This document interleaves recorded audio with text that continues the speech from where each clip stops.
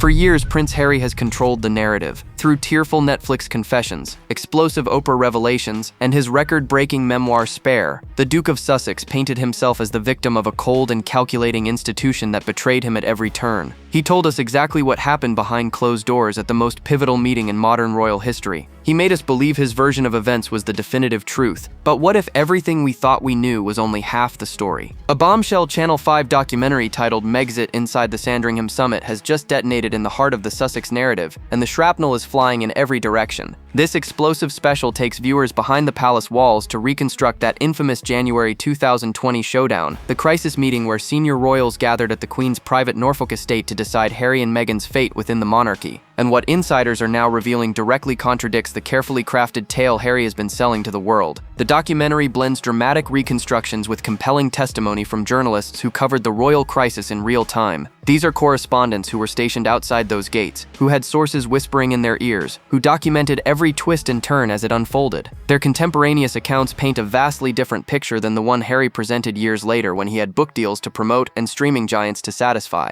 Sources close to the situation are finally speaking out about what really transpired in that tense meeting room. They're exposing the conversations Harry conveniently omitted. They're revealing family members so disgusted they refused to even participate. They're laying bare the agreements that were made and subsequently shattered by the very couple who claimed they were the ones being mistreated. The timing could not be more devastating for the Sussexes. As Meghan's holiday special crashes to a historic 0% rating on Rotten Tomatoes, and experts declare their Hollywood star power is fading, these revelations threaten to demolish whatever credibility they have left. Palace insiders suggest Prince William is watching closely, waiting for his moment to exact what some are calling long overdue consequences. What emerges from this documentary is a portrait of a family meeting that was far more complex, far more emotional, and far more revealing than Harry ever admitted. We're talking about a grandfather so horrified he fled the estate rather than face his grandson. We're talking about a brother who refused to share a meal with Harry before the talks. We're talking about a wife who was deliberately excluded for reasons that cut to the very heart of how the royals perceived her. The Sussex fairy tale is unraveling thread by thread, and the Sandringham papers are pulling the final strings. But that was only the beginning of the secrets this documentary would expose. One of the most devastating revelations from the Channel 5 documentary concerns a senior royal whose absence from the Sandringham Summit spoke louder than any words ever could. Prince Philip, the patriarch of the Windsor family, the man who had dedicated his entire life to supporting the monarchy, was so utterly horrified by Harry's decision that he refused to even remain on the estate. Let that sink in for a moment. A grandfather so disgusted by his grandson's actions that he physically removed himself from the building rather than witness what was about to unfold. Royal author Andrew Morton delivers the gut punch in the documentary, explaining that Prince Philip was someone who never suffered fools gladly. Morton reveals that Philip was absolutely horrified that the family had reached a point where they were essentially deciding whether to split apart. This wasn't merely disappointment. This was visceral, bone-deep revulsion at what Harry was doing to the institution Philip had spent decades protecting. But the testimony from royal correspondent Emily Andrews cuts even deeper. She recalls being told that Philip was so angry he refused to even be there. He simply couldn't bring himself to see his grandson. In Philip's eyes, what Harry was doing represented a huge dereliction of duty. Those words carry enormous weight coming from a man who had sacrificed his own naval career, his own ambitions, his own identity to walk 2 steps behind his wife for over 70 years. The documentary reveals that Queen Elizabeth, understanding her husband's fury, made quiet arrangements to spare him the ordeal. She asked her houseguest Countess Mountbatten to drive Philip away from Sandringham before Harry even arrived. Cameras captured the late Duke of Edinburgh departing in his Land Rover Freelander more than an hour and a half before his grandson pulled up to the estate. Some courtiers interpreted this as Philip's way of declaring that this was not his fight. Others saw it as something far more painful. A grandfather washing his hands of a grandson he could no longer recognize. Here's what makes this revelation so explosive. In all of Harry's extensive public commentary about the Sandringham Summit, in his Netflix series, in his countless interviews, in the 400 pages of Spare, he never once mentioned his grandfather's dramatic departure. He never acknowledged that Philip was so appalled he couldn't bear to be in the same building. Harry gave us intimate details about William screaming and his father allegedly lying, but the devastating truth about his grandfather's disgust? Complete silence. Sources told The Sun at the time that Philip's anger stemmed primarily from seeing his wife so distressed. The Queen was reportedly exhausted and deeply hurt by the situation, and Philip could not forgive Harry for causing her such pain. A source revealed that Philip had accused Harry and Meghan of lacking respect, and he was weary of their behavior. The grandfather who once walked beside a 12-year-old Harry behind Diana's coffin couldn't even stomach being in the same house as the man that boy had become. Harry has always maintained that the royal family deliberately timed the Sandringham Summit to ensure Meghan couldn't attend. In his Netflix documentary, he told his wife directly that it was clear to him they had planned it so she wouldn't be in the room. He painted this as yet another example of the institution working against them, isolating him, silencing her voice in discussions about her own future. But the Channel 5 documentary exposes a far more uncomfortable truth about why Meghan was really excluded from that meeting. And it has nothing to do with scheduling conflicts. Royal journalist Emily Andrews drops a bombshell that reframes the entire narrative. She reveals that palace officials knew Meghan was probably smarter and brighter than Harry. They recognized she had a more linear view of where the couple was heading and what they wanted to achieve, and crucially, they believed they would get a better outcome negotiating with Harry alone. Read that again. The royals didn't exclude Meghan because they were trying to bully or isolate her. They excluded her because they feared she would outmaneuver them at the negotiating table. They worried that her sharp mind and clear agenda would dominate the conversation and push the outcome in the Sussexes' favor. In strategic terms, Meghan was considered too formidable an opponent. This revelation completely upends the victim narrative Harry has pushed for years. If Meghan was banned because she was too intelligent and too capable, that's hardly the picture of a helpless woman being silenced by a cruel institution. That's an institution recognizing a worthy adversary and choosing to face the weaker negotiator instead. But there was another reason insiders wanted Meghan kept at a distance, and this one proves even more damaging. Royal correspondent Richard Kay reveals that officials rejected the idea of Meghan joining via video call because no one knew for sure who else might have been listening in. This was a highly confidential family discussion, not a conference call. Kay explains they simply couldn't allow it. Think about the implications of that concern. Just years later, Harry and Meghan would monetize every private conversation, every family disagreement, every intimate detail through Netflix specials, Oprah interviews, and a tell-all memoir. The palace officials who worried about someone taking notes during that call were proven devastatingly correct.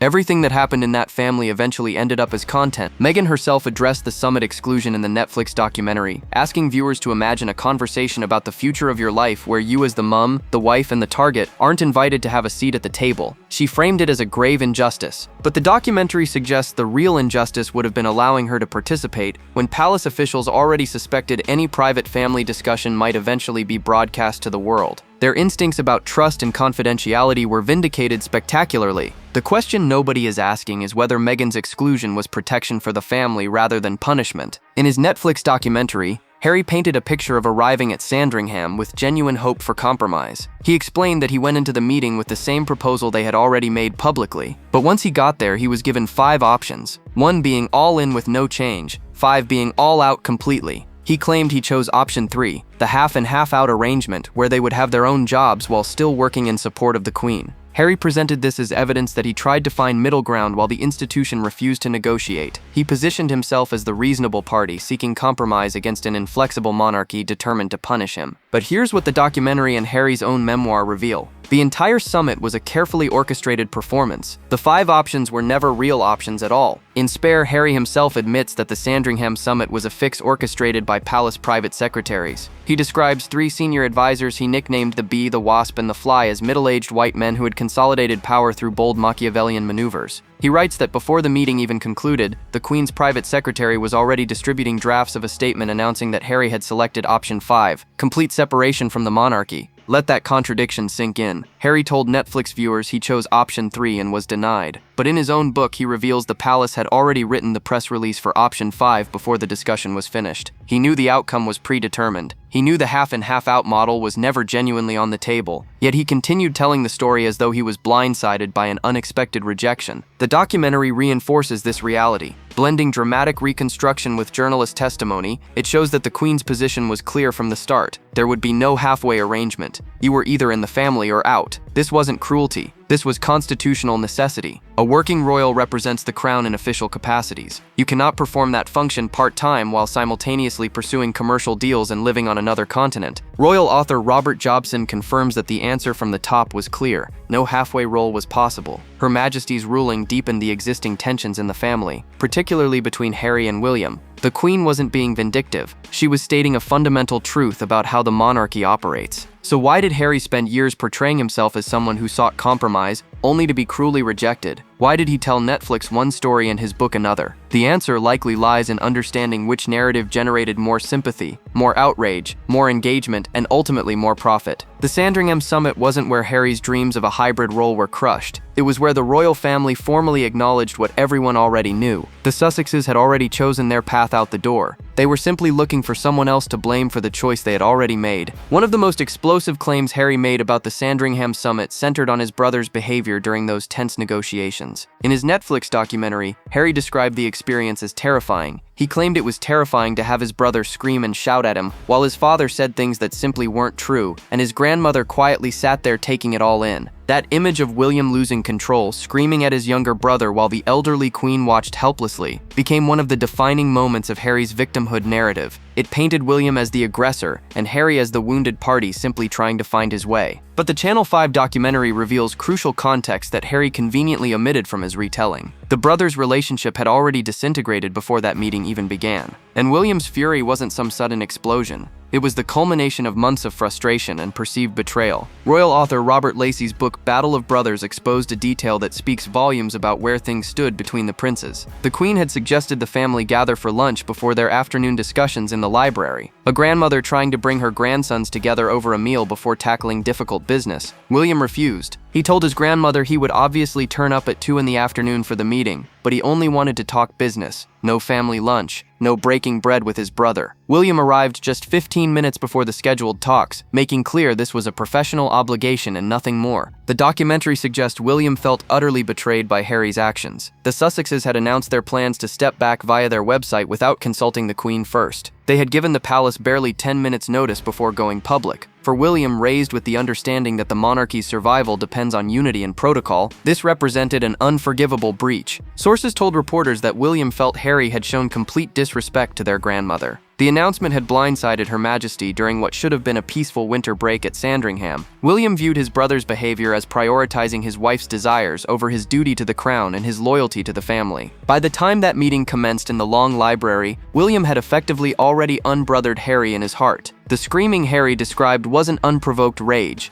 It was years of frustration finally boiling over. William reportedly felt he was being accused of bullying the couple out of the family when he believed Harry and Meghan had orchestrated their own dramatic exit. What makes this even more painful is the history of that room. The long library at Sandringham was where William and Harry used to gather for high tea with their mother, Princess Diana, and their royal cousins during Christmas holidays. A place of warm childhood memories had become the setting for the final rupture. The brothers left in separate cars that afternoon. They have barely spoken since. When the dust settled after the Sandringham Summit, one agreement was crystal clear. Harry and Meghan would no longer use their His and Her Royal Highness titles. This wasn't a minor technicality, it was a fundamental condition of their departure, enshrined in an official statement that remains visible on the royal website to this day. The Sussexes will not use their HRH titles as they are no longer working members of the royal family. The Queen allowed them to keep their Duke and Duchess of Sussex titles. She permitted them to retain the HRH styles on paper, but the explicit understanding was that they would never publicly use those titles or present themselves as their royal highnesses again. This arrangement protected both parties. The Sussexes maintained their dignity while the palace ensured royal status wouldn't be exploited for commercial gain. For years, this gentleman's agreement held, and then Meghan started testing the boundaries. In April 2025, the Duchess posted a letter on social media from the Vice President of Ukraine addressing her as Your Royal Highness. Shortly after, promotional materials emerged bearing the words "with the compliments of HRH, the Duchess of Sussex." During a Harper's Bazaar interview, a house manager announced her arrival to just 2 people in the room as Meghan, Duchess of Sussex, with full ceremonial flourish. Sources close to the Sussexes attempted damage control, claiming Harry and Meghan retained their HRH titles and simply agreed not to use them for commercial purposes. They insisted these were personal gifts, not business moves. But a former palace courtier told the Daily Beast this interpretation was complete rubbish. The source stated unequivocally that the Sandringham Summit made clear they had agreed not to use the HRH titles at all, ever, in any capacity. There was no loophole for personal correspondence. There was no exception for private gifts. The agreement was total. The backlash has been swift and the consequences potentially severe. Friends of Prince William have made his position abundantly clear.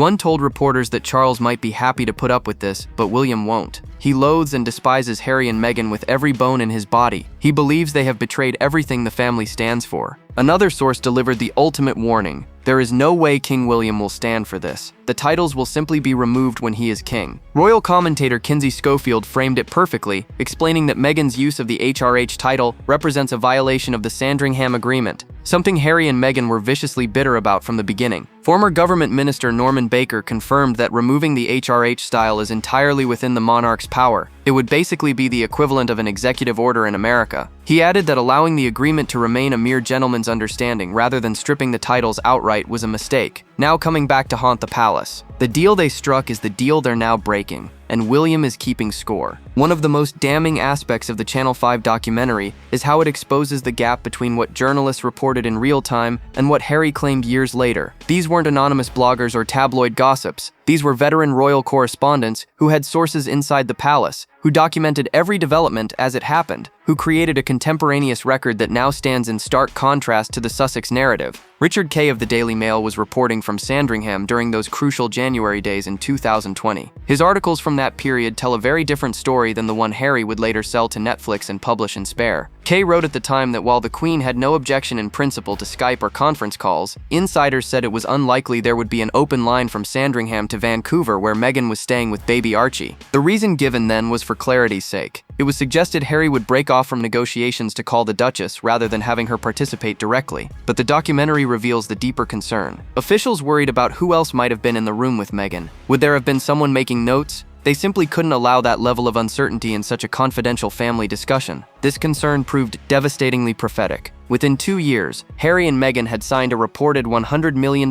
deal with Netflix. Within 3 years, Harry had published Spare, a memoir packed with intimate family details, private conversations, and behind-closed-doors revelations that earned him millions more. Every fear those palace officials expressed about confidentiality, about note-taking, about private discussions becoming public content, was validated spectacularly. The documentary also highlights how Harry's account of the summit evolved over time in ways that served his commercial interests. In the immediate aftermath, statements were measured and diplomatic. The Queen's official communication expressed support for the couple's desire to create a new life, while noting they would have preferred them to remain full-time working royals. But by the time Harry sat down for Netflix, the narrative had transformed into something far more dramatic. Suddenly there was screaming and shouting. Suddenly his father was saying things that simply weren't true. Suddenly the meeting was a terrifying ambush rather than a difficult but necessary family discussion. Royal experts featured in the documentary suggest this evolution wasn't accidental. The more victimized Harry appeared, the more compelling his content became. The more explosive his revelations, the higher his book sales climbed. The contemporaneous record tells one story. The monetized version tells another entirely. Charlotte Griffiths, editor-at-large of the Mail on Sunday, noted in the documentary that recollections may vary is only possible when there's no threat of a paper trail. But the paper trail exists. Journalists kept records, statements were published, and now those documents are contradicting the Sussex version of history. The truth was always there waiting to be uncovered. The Sandringham documentary revelations arrive at what might be the worst possible moment for Harry and Meghan. Their carefully constructed Hollywood brand isn't just struggling, it's collapsing in spectacular fashion, and the numbers tell a devastating story. Meghan's holiday special with love.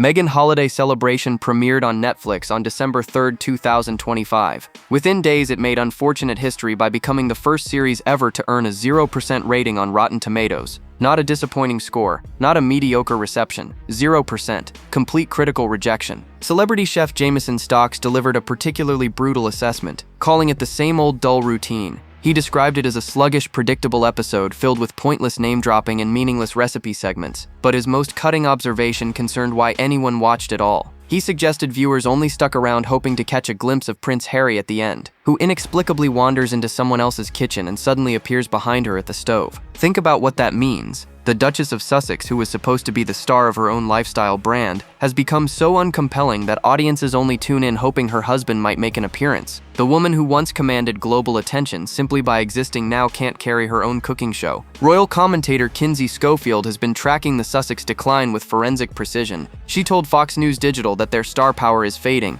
and described the couple as oblivious to their declining relevance. According to Schofield, this obliviousness will prove particularly frustrating for Harry and Meghan because they're accustomed to receiving admiration from the public. The criticism extends far beyond the holiday special. Reports emerged that Netflix executives want Meghan to work on her image before agreeing agreeing to any future projects. The streaming giant that once paid tens of millions for Sussex content is now apparently hesitant to proceed without significant changes. Meanwhile, the couple's Archewell Foundation released a report claiming young people globally want role models who aren't motivated by profit. Critics immediately noted the staggering irony given the Sussexes own multi-million-dollar deals with Netflix, Spotify, and various commercial ventures. The couple, who signed contracts worth an estimated $120 million, was suddenly lecturing the world about the dangers of profit-driven influencer culture. A source attempted to defend the couple by arguing they have to make money just like everyone else except the royals in Britain. But this defense only highlighted the fundamental contradiction at the heart of the Sussex brand. They wanted freedom from royal constraints while continuing to trade on royal connections. They wanted commercial success while positioning themselves as above commercial motivations. The documentary exposing what really happened at Sandringham lands as this credibility crisis reaches its peak. At the exact moment when Harry's version of events is being challenged by documented evidence, his wife's projects are failing, and their relevance is evaporating. The timing couldn't be more devastating for a couple who built everything on controlling their own story. As the Sandringham revelations pile pressure on the Sussex brand and Meghan's Netflix projects crash and burn, insiders are whispering about something even more concerning. The fairy tale marriage that was supposed to conquer Hollywood is showing serious cracks, and those closest to the situation say the strain has reached deafening levels. Royal reporter Emily Andrews delivered a stark warning in a recent interview with Woman's Day. She observed that as time has gone on, it has become increasingly apparent that Harry and Meghan seemingly want different things. Andrews pointed to Meghan's appearance at Paris Fashion Week as significant, perhaps suggesting another pivot to the fashion and beauty world. Yet that world clearly doesn't feature her husband Harry, who has made no secret of the fact he prefers a quieter life. Andrews posed the question that many royal watchers are now asking. They may still be presenting a unified front, but for how long? A friend of the couple reinforced these concerns with an even more troubling assessment. The source admitted they want different things, and there are times when it is really not great. Then came the devastating qualifier. I mean, really not great at all. Reports suggest the tension stems partly from Meghan's social media activity and her insistence on sharing family moments publicly. An insider claimed she was spotted at a bookstore near Montecito appearing overwhelmed and fighting back tears. The source suggested she's an actress and can put on a brave front, but the mask was slipping.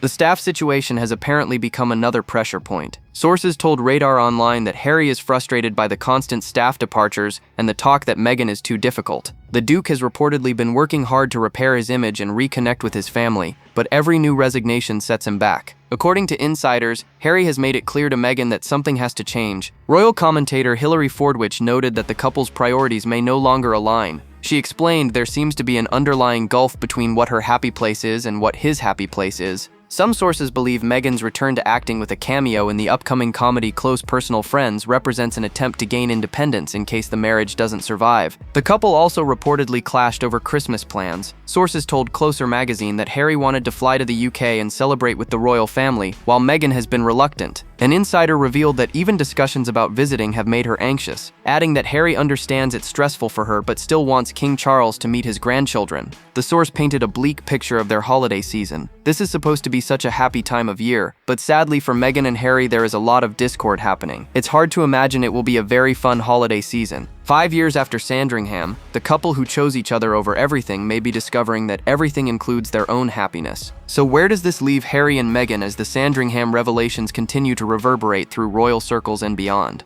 The documentary has exposed uncomfortable truths that directly contradict the narrative they spent years constructing and monetizing. The paper trail doesn't lie. The contemporaneous reporting doesn't lie, and the witnesses who were there are finally telling their side. Prince William is watching and waiting. Sources confirm he intends to strip the Sussexes of their HRH titles the moment he ascends to the throne. One friend stated plainly that there is no way King William will stand for this. The titles will simply be removed when he is king. A way will be found. Unlike his father, who has taken a softly approach to avoid opening new fronts in the family civil war, William has no appetite for tolerance or reconciliation. The documentary makes clear that William views Harry's behavior as the ultimate betrayal. A friend told reporters that William loathes and despises Harry and Meghan with every bone in his body. He believes they have betrayed everything the family stands for. The screaming match at Sandringham wasn't the beginning of the rift. It was the final rupture of a brotherhood that may never be repaired. King Charles appears caught in the middle, still hoping against hope for some form of reconciliation with his younger son. But sources close to William say Charles has completely lost control. Meghan using her HRH title exposes how weak and enfeebled he is. She knows he won't do anything. The monarch who should be enforcing the Sandringham agreements is instead being outmaneuvered by the very people who signed them. Meanwhile, the Sussex brand continues its downward spiral. Netflix specials earning 0% ratings, staff departures making headlines, marriage strain reports reaching deafening levels, commercial ventures being mocked as hypocritical, given their own messaging about authenticity over profit. The couple who once commanded global fascination